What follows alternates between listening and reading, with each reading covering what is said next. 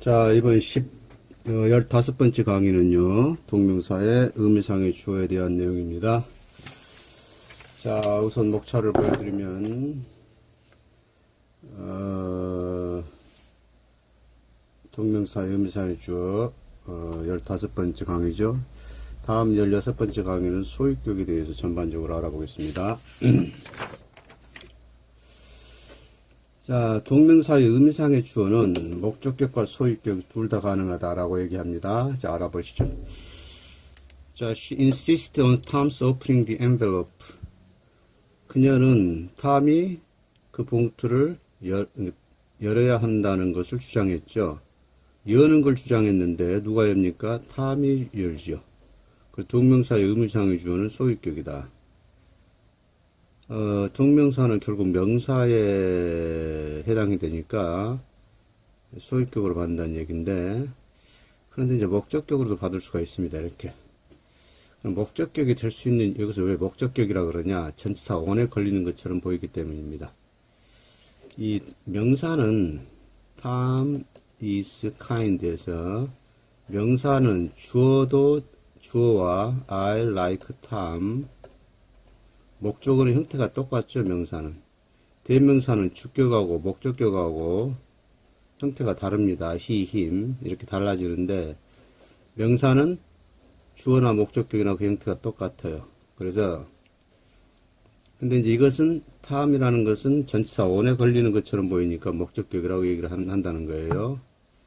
그런데 이제 문제는 동명사의 의미상의 주어가 대명사인 경우는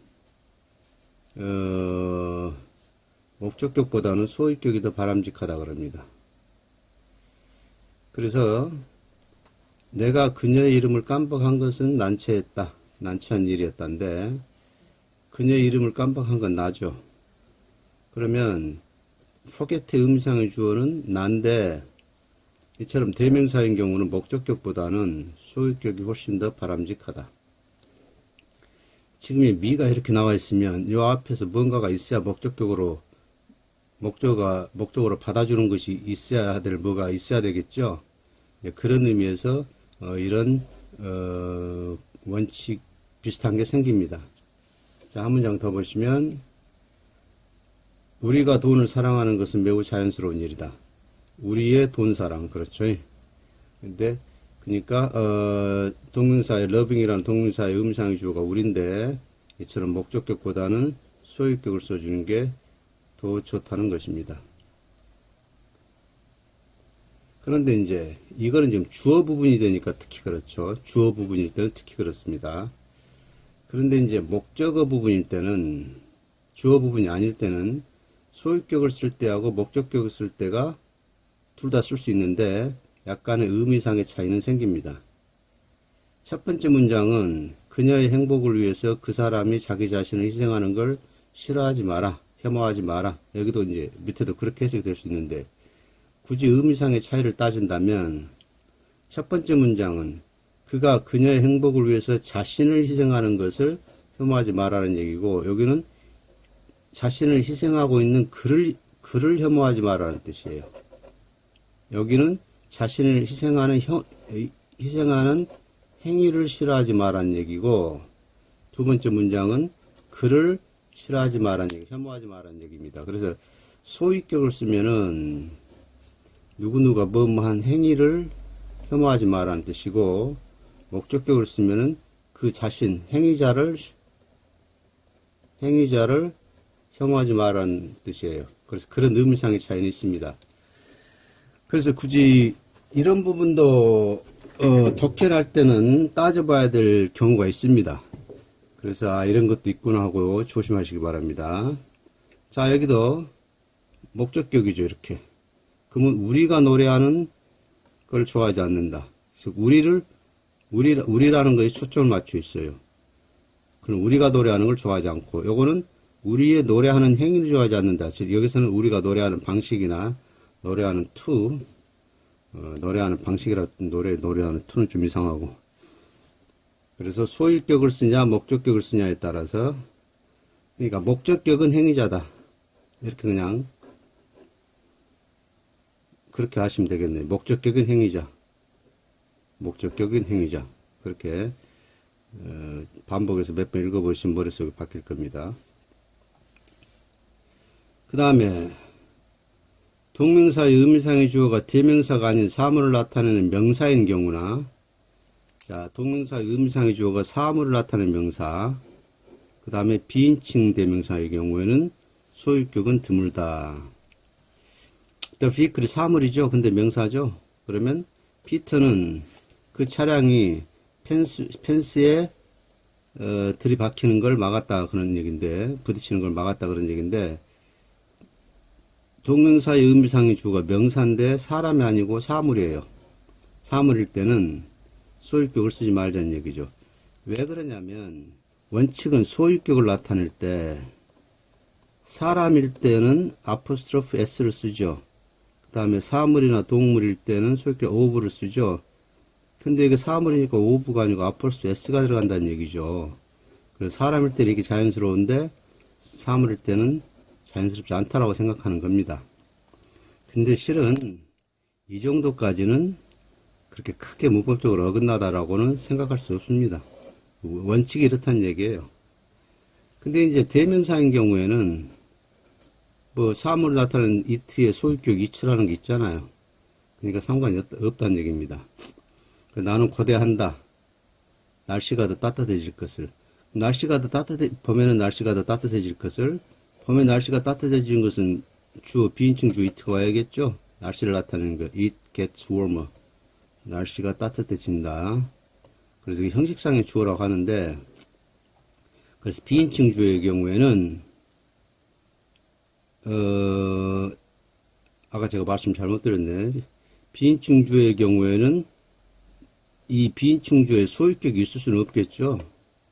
이게 지금, 사물을 나타내는 it가 뭐 책이랄지, 뭐 아까 위에 나온 자동차랄지, vehicle이랄지, 북이라면은 그렇지가 않을 수도 있는데, 요 it는 비인칭 주어 it예요. 주어의 역할을 형식적으로만 주어 역할하고 실질적인 주어는 아니란 얘기죠. 그래서 우리가 비인칭 주어 it를 이걸 형식 주어라고 하기도 합니다. 형식 주어. 가주어도 형식 주어에 들어가요. 가주어 진주할 때 가주어도 형식 주어라고 얘기합니다. 그래서 비인칭 주어 it의 경우에는 동명사의 소유격을 동명사의 의미상의 주어로 나타날 때는 소유격을 써서는 안 된다. 이 부분도 명심하시기 바랍니다. 그 다음에 동명사의 의미상의 주어를 소유격으로 아예 나타낼 수 없는 경우입니다. 또는 곤란한 경우. 죄기대명사는 소유격이 따로 없죠. himselfs라는 소유격이 있을 수가 없잖아요. 이렇게. 그렇죠. 죄기대명사는 당연히 소유격이 없으니까 동명사의 의미상의 주어로 소유격이 나올 수는 없는 얘기예요. 그래서 그는 그 체포를 형사를 살해했죠. 뭐하게 자기 자신을 살리기 위해서. 근데 자기 자신이 아니고 자기 자신이 잡히는 걸 살리기 위해서. 그래서 체포되지 않기 위해서. 그래서 제기대명사는 소유격이 없으니까 당연히 소유격을 쓸 수 없고, 그룹 소유격, 우리 지난 시간에 했던가요? 아니면 다음 시간에 할 건가? 자, 그룹 소유격. 그룹 소유격이란 게 뭐냐면,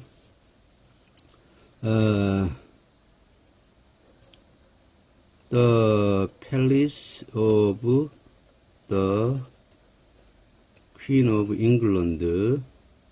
자, 이렇게 쓰고 보니까 영국의 여왕의 궁전이 되죠, 이렇게.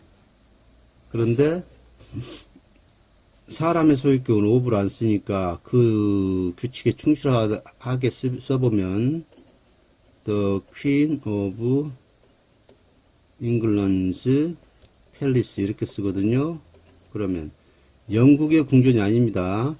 여기 지금 아포스트로피 s는 어디까지 걸리냐? 이게 다 걸려요, 이렇게. 그래서 영국 여왕의 궁전이 됩니다. 그래서 이것이 여러 개의 단어로 되어 있다. 단어가 여러 개이다.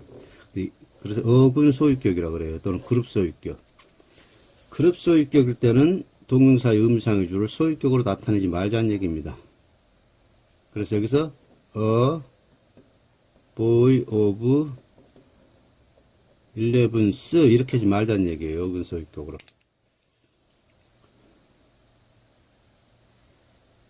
자, 당신이 500명의 소년들이 있는 학교 안에서 11살 먹은 소년이 가장 똑똑한 것이라는 것에 대해서 들은다면 믿지 마라. 그 말을 믿지 마라.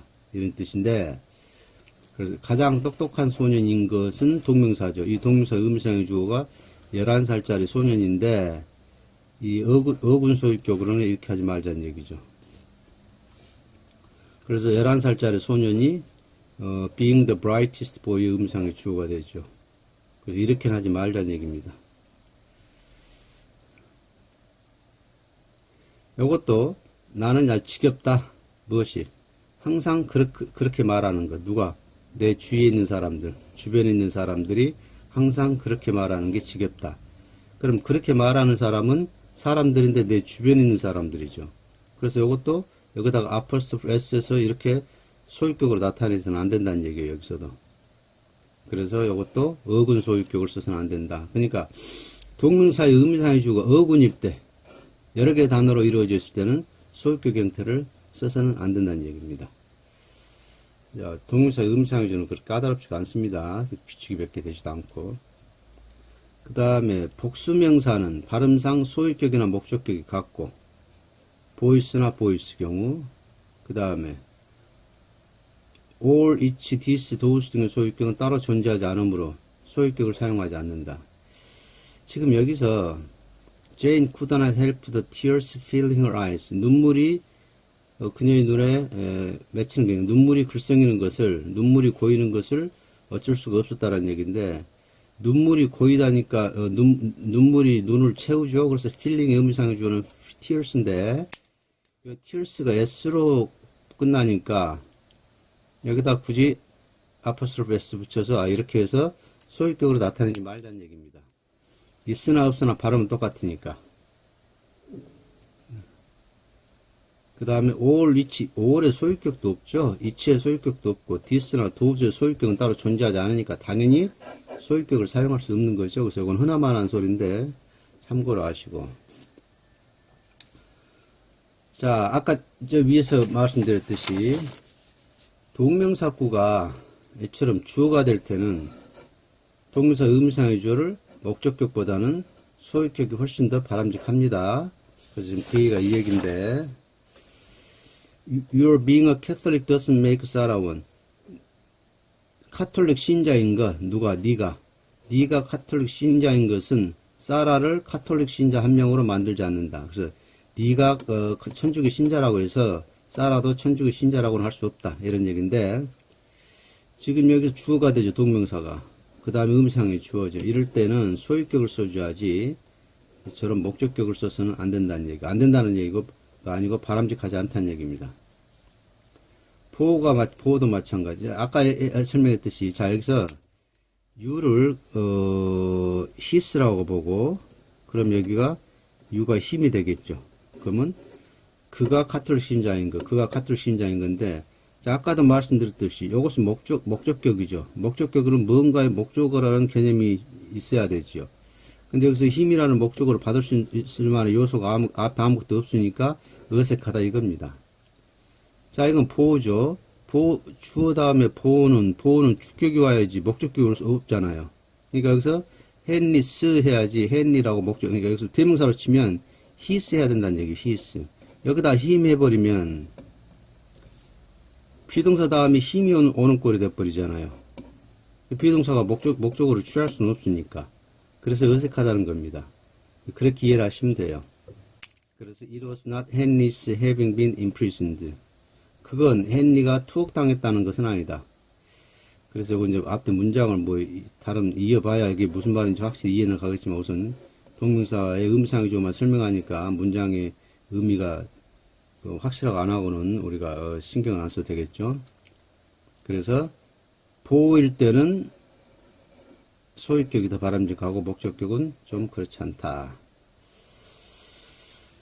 그래서 오늘 강의 15번째 강의는 비교적 짧습니다. 그 다음에 16번째 강의는 소유격에 대해서 전반적으로 알아보겠습니다. 소유격도 하나하나씩 따지고 들어가면 우리가 알아야 될 것들이 꽤 많습니다.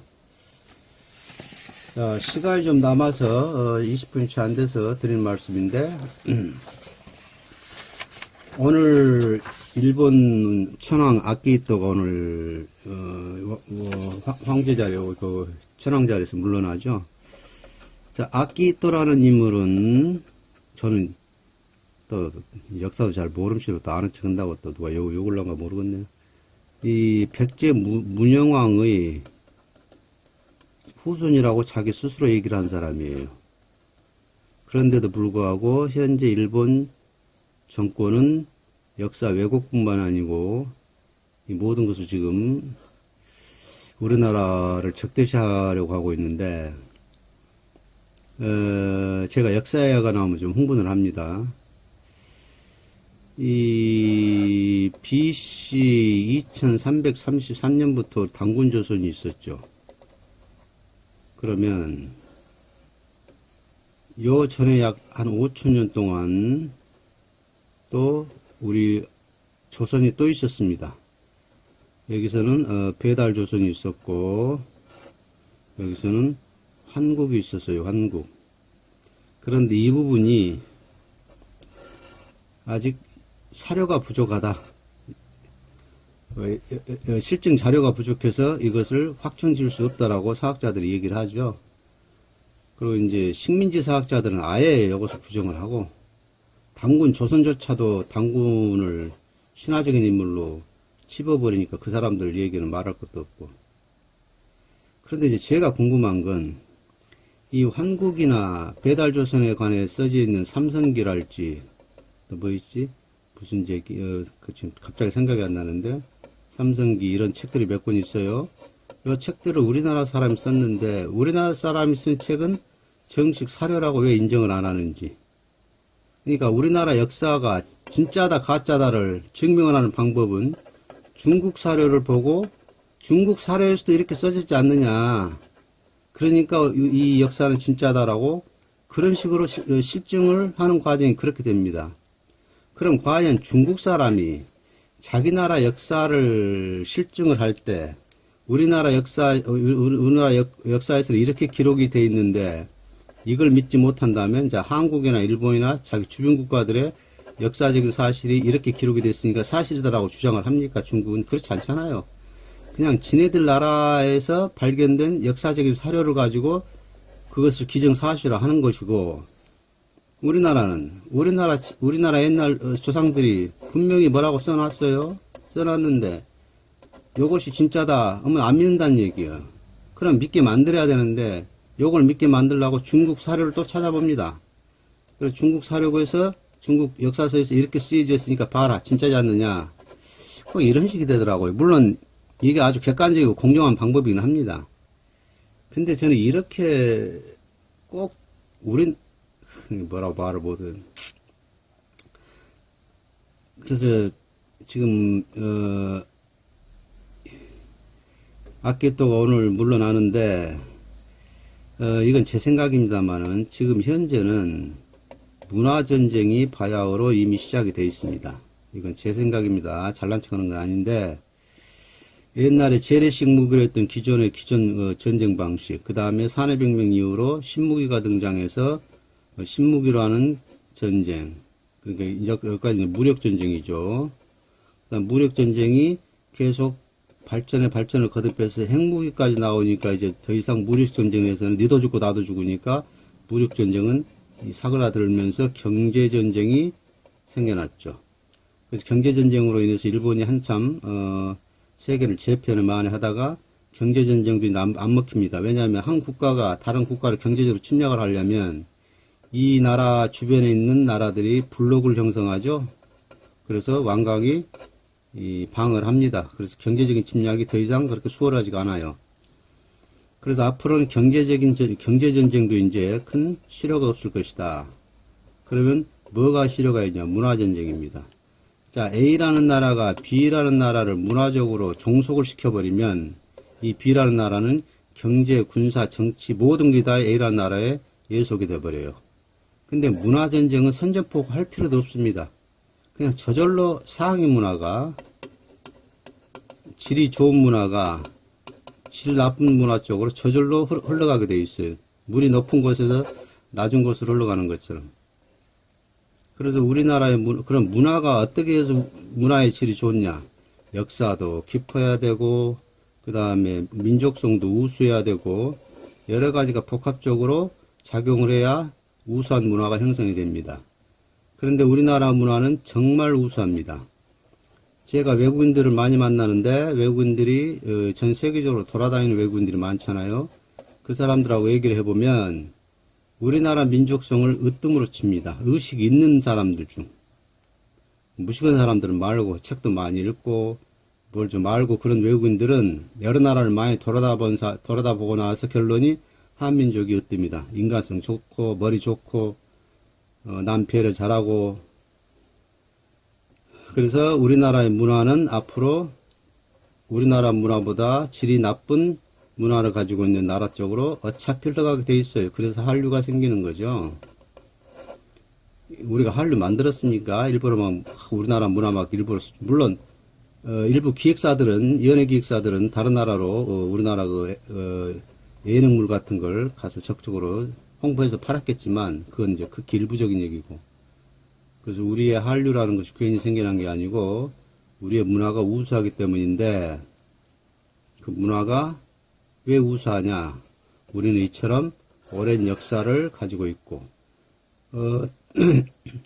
저 카자흐스탄이나 이쪽 옛날 러시아의 연방국가였던 나라들도 어차피 우리 황국 당시에 11 연합국가 중에 부속해 있는 국가들이었는데, 그쪽은 일부는 이 황국에 대해 이쪽 문화에 대해서 관심이 있어서 우리 한민족하고 같은 조상을 가지고 있다라고 생각하는 사람들도 있어요. 근데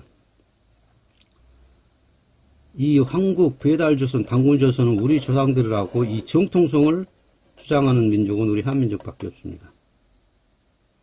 그것만 봐도 우리 민족이 굉장히 우수하다는 얘기인데 괜히 헛소리 했습니다. 그래서 이 말씀 왜 드리냐면, 지금 영어를 공부하고 계시는 분들, 특히나 젊으신 분들, 대학생들, 심지어 고등학생들, 우리나라 역사에 대해서 좀 관심을 가지셔서 우리의 민족성을 좀 다시 한번 일깨워 주시기 바랍니다. 저는 이제 나이가 돼서 그럴 여력이 없고, 젊은이라면은 민족주의자가 되자는 얘기는 아니고,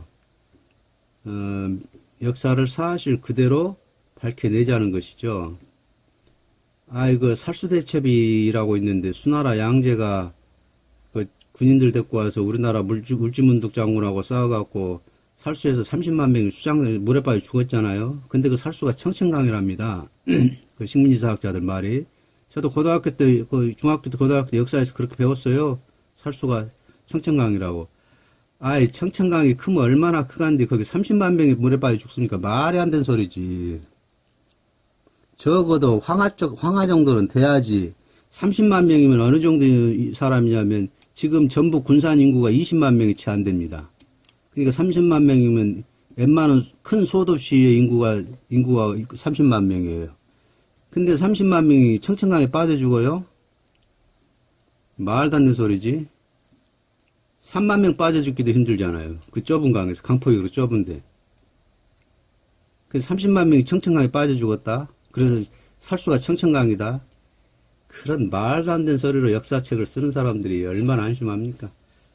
자, 그러니 우리 그 젊으신 분들, 우리나라 역사도 조금 관심을 좀, 이과생이니까 문과는 싫다, 문과니까 이과는 싫다 그러지 마시고, 자기가 문과인지 이과인지 상관없이 책을 두루두루 여러 분야에 관한 책을 읽으시면 본인들 자신에게 좋으니까, 이과 문과 따지지 말고 역사는 조금 관심을 가져주시기 바랍니다. 역사에 관심을 갖다 보면 자기 자신의 발전에 큰 도움이 됩니다.